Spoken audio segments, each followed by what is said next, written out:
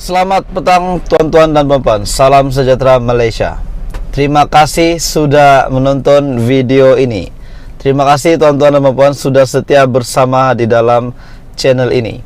Sebelum saya sampaikan kepada anda apa info yang penting perkembangan politik terkini di dalam Kerajaan Perpaduan di bawah pimpinan Datuk Seri Anwar Ibrahim.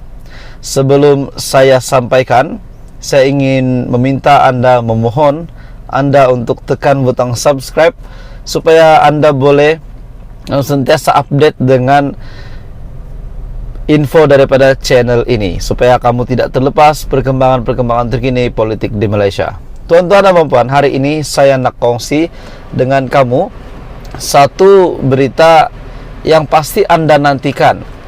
Anda masih menantikan siapa yang bakal menjadi menteri di dalam Kabinet Kerajaan Perpaduan Datuk Seri Anwar Ibrahim. Hari ini kita sudah tahu perkembangan terkini bila akan diumumkan. Bagi memudahkan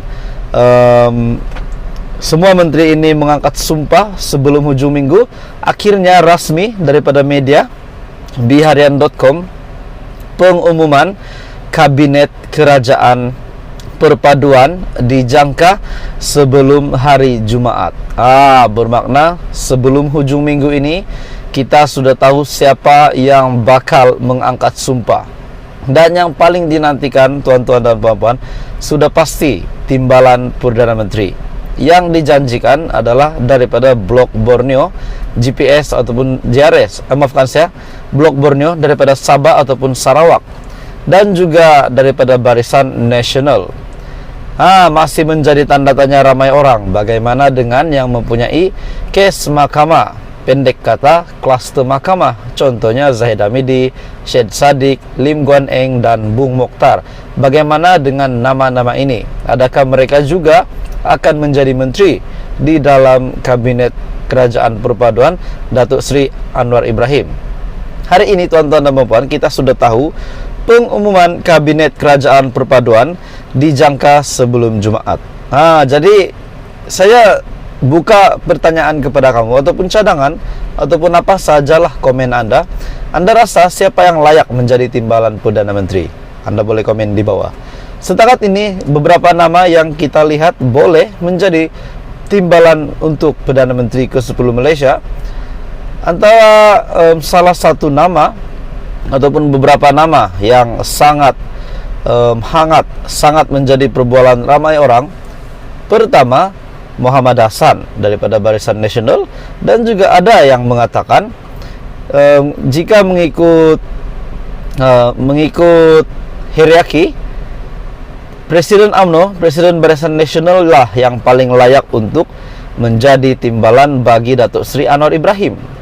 Ada juga yang kata Rafizi Ramli pun boleh jadi timbalan Perdana Menteri. Jadi kalau kamu tanya saya tuan-tuan dan puan-puan, saya masih belum ada pilihan, tapi saya rasa setakat ini timbalan Perdana Menteri yang sesuai dan saya rasa oke, boleh kita jadikan timbalan Perdana Menteri untuk Datuk Seri Anwar Ibrahim. Saya rasa Tokmat boleh.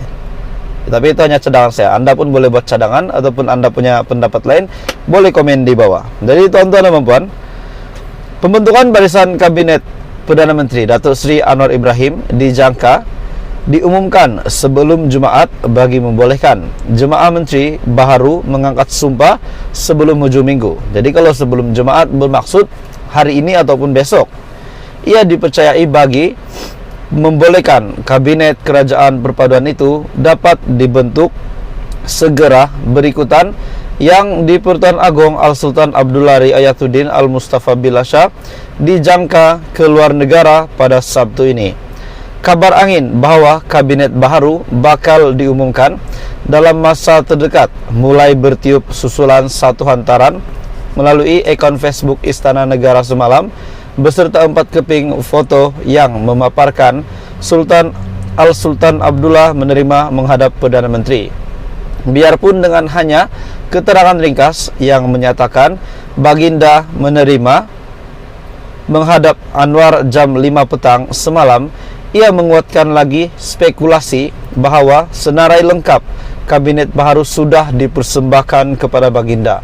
Difahamkan pertemuan mingguan pertama Anwar dengan yang di Pertuan Agong itu diadakan semalam berbanding kelazimannya pada setiap Rabu berikutan mesyuarat Majlis Raja-Raja yang berlangsung semalam dan hari ini.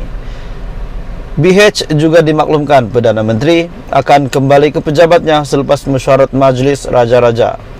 Jika Perdana Menteri tidak membuat sebarang pengumuman mengenai kabinetnya hari ini, beliau dilihat mungkin mengadakan sidang media mengenainya selewat-lewatnya esok bagi memberi cukup masa untuk istiadat angkat sumpah jawatan dan sumpah simpan rahsia di hadapan yang di Pertuan Agong. Sementara itu, Ketua Penerangan PKR Fahmi Fazil berkata, beliau juga difahamkan pengumuman itu akan dibuat segera mungkin. Bagaimanapun, katanya, beliau tidak ada sebarang maklumat mengenainya. Saya tak ada maklumat. Ada beberapa wartawan dah hubungi saya dan saya tak ada sebarang maklumat mengenai perkara ini. Yang saya difahamkan sesegera mungkin, tapi saya tak ada maklumat. Selain bila Perdana Menteri akan mengumumkan kabinetnya, turut menjadi teka-teki adalah bilangan menteri dan timbalan menteri yang akan dilantik menerjui pelbagai kementerian di bawah Kerajaan Perpaduan. Jumaat lalu pada sidang media pertamanya selepas mengangkat sumpah sebagai Perdana Menteri, Anwar memaklumkan bahawa Kerajaan Perpaduan yang diterajuinya akan memiliki saiz kabinet yang lebih kecil.